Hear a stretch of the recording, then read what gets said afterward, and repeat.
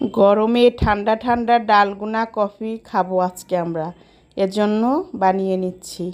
একটা বোলের মধ্যে সামান্য পরিমাণে পানি দিয়ে কফি তার চিনি দিয়ে একসঙ্গে মিক্স করে একটা ফোম তৈরি করে নিতে হবে। ফোম তৈরি করা হয়ে গেলে এরকম কাচের 3টা গ্লাস নিয়ে আমি একটু ফোম চতুর্দিক দিয়ে একটু দিয়ে দিলাম যাতে দেখতে ভালো লাগে। 3টা গ্লাসের মধ্যে আমি এভাবে দিয়ে একটু ডিজাইন করে নেব। এই যে আমার ফোমটা রেডি।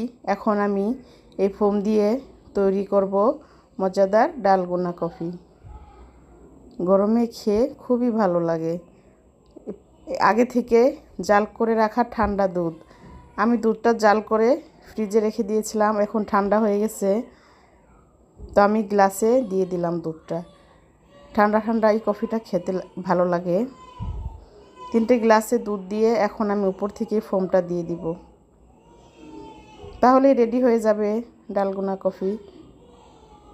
এখন আমরা এটা ঠান্ডা ঠান্ডা এনজয় করব।